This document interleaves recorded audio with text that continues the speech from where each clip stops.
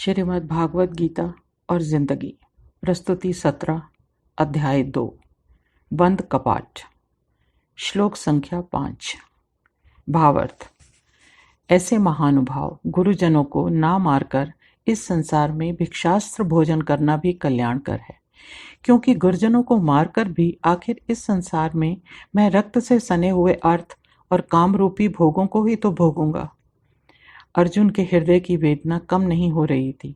उसका कहना था कि अपने परिजनों को मारकर जीने से तो अच्छा है कि भीख मांगकर जीवन यापन कर लिया जाए। अर्जुन को एक विशेष धनुधारी बनाने का सारा श्रेय गुरु द्रोणाचार्य को जाता है, और भीष्म पिता वे तो उसके प्रिय व आदर्श हैं।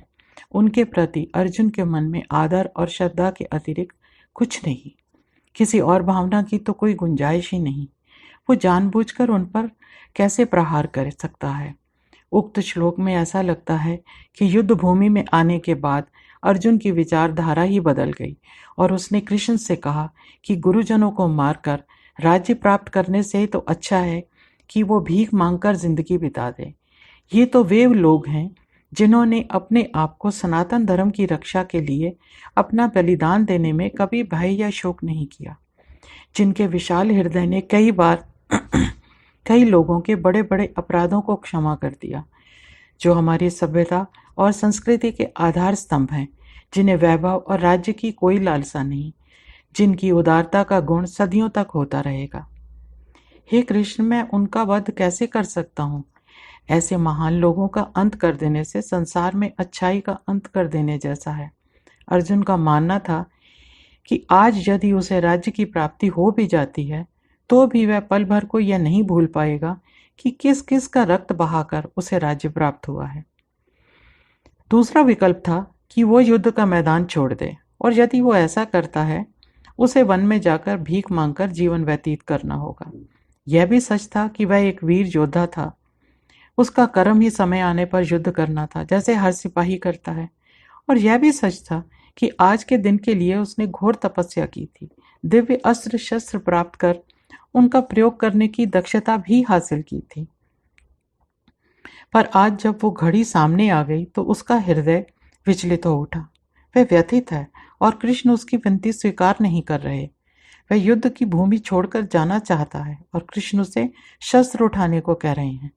बिना युद्ध पराजय स्वीकार कर लेना अर्थात पांडवों का वन में जाना सुनिश्चित है। यह वीरोचित व्यवहार नहीं। कृष्ण जानते थे कि अब युद्ध अवश्यम भावी है और अर्जुन विचलित है। श्लोक 6 भावार्थ। फिर हम यह भी तो नहीं जानते कि हमारे लिए श्रेयकर क्या है, हम जीतें या वे हमें जीत लें। जिनको मारकर हम जीना भी नहीं चाहते, वही धृतराष्ट्र सामने खड़े हैं।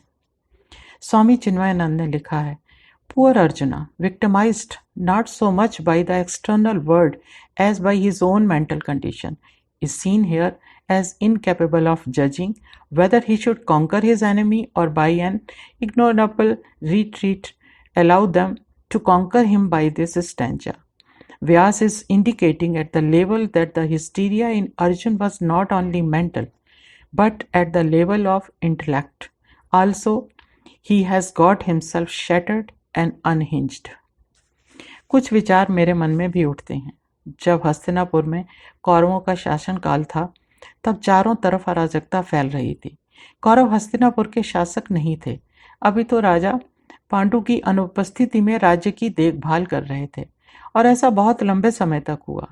इसने कौरवों में राज लोभ पैदा कर दिया। यह राज्य उनका नहीं था, पर वे शासन कर रहे थे, तो उनकी मनमानियां बढ़ने लगीं।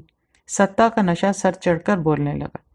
इसका यदि मनोवैज्ञानिक ढंग से विश्लेषण करें तो लगता है कि कौरवों को इस बात का ज्ञान था कि हस्तिनापुर का असली शासक युधिष्ठिर ही था, और जब कभी भी पांडव लौटकर आ जाते हैं तो उनके पास राज्य को पांडवों को सौंप देने के सिवाय कोई दूसरा विकल्प नहीं था। बरसों का राजमोह यूं ही किसी दूसरे को नहीं सौंप सकते थे। ये मानव स्वभाव के गुण हैं, या कहें कि अवगुण हैं, कि जिसे एक बार वैभव शौहरत की आदत हो गई तो बुद्धि को उचित अनुचित की राह दिखाने वाले सभी कपाट बंद हो जाते हैं। ध्यान नहीं रहता कि धर्म क्या है और अधर्म क्या है। छोटों के प्रति स्नेह, बड़ों के प्रति आदर जैसी सब भावनाएं लुप्त हो जाती हैं। इस विषय में महाभारत का उदाहरण ही दिया जाता है। वो इसलिए कि लोग उससे कुछ शिक्षा प्राप्त कर सकें। उदाहरण देते देते यह कथा इतनी प्रचलित हो गई कि समय के साथ साथ लोग भौतिकता की ओर आकर्षित होने लगे। यह मानव स्वभाव का एक मनोवैज्ञानिक पहलू है। भौतिकता के कारण अहंकार भी बढ़ने लगा। महाभारत काल में प्रजा हित को सामने रख धर्म का पालन किया जाता था। महाभारत के समय में सबसे बड़े महानायक श्री कृष्ण थे, जिन्होंने परिस्थितियों के अनुसार उचित मार्गदर्शन किया। ऐसे समय में उन्होंने धैर्य का साथ नहीं छोड़ा। शांत चित्त हो परिस्थितियों का अवलोकन कर निर्णय लेने की राह दिखाई। आज हर राज्य में कुरुक्षेत्र हो रहा है, घर घर में हो रहा है। अराजकता चारों तरफ फैल रही है। भाई भाई का धन दौलत के लिए गला काट रहा है, लेकिन कोई कृष्ण नहीं है जो राह दिखा सके, सही राह दिखा सके, जो संस्कृति और समाज में धर्म की संस्थापना कर सके। पीढ़ी दर पीढ़ी महाभारत हो रहे हैं। पग पग पर भौतिकता अपने पैर फैला रही है। सब अपना अपना जीवन अपने ढंग से जीने में लगे हैं।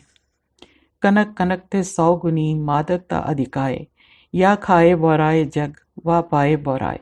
ये पंक्तियां कवि बिहारी लाल की है। हस्तिनापुर में भी एक ही परिवार के कुछ सदस्य राजपाट भोग रहे हैं और बाकी के सदस्य जंगल जंगल भटककर जीवन यापन करने को बाध्य हैं। शारीरिक रूप से यातनाएं देकर, मानसिक रूप से हतोत्साहित कर जब अन्याय और कष्ट अपनी चरम सीमा पर जा पहुंचे, तब युद्ध की यलगार हुई। सर्वसम्मति से ही युद्ध की घोषणा की गई।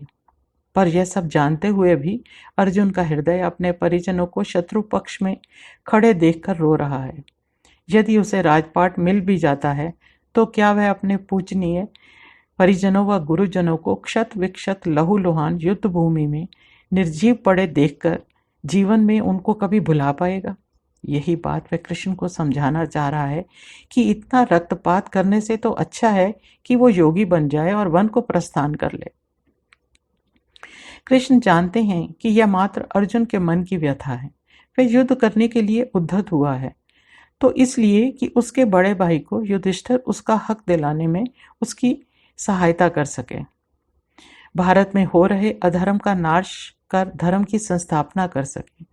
प्रस्तुत घटनाक्रम में अर्जुन भारत भूखंड में फैल रही अराजकता से पूर्णतया अवगत है, युद्ध के लिए उद्धत भी है, सज्ज भी है, पर अपने परिजनों का वध कर वो राजपाट पाना नहीं चाहता। उसका यह द्वंद्व अपने संस्कारों के कारण है, अपने हृदय में उठ रहे अनुराग के कारण है, जिसके फलस्वरूप उसने अपने हथियार डाल दिए हैं और अब कृष्ण की ओर कातर दृष्टि से देख पर पथ प्रदर्शन का अनुरोध कर रहा है। धन्यवाद। नीरा भसीन।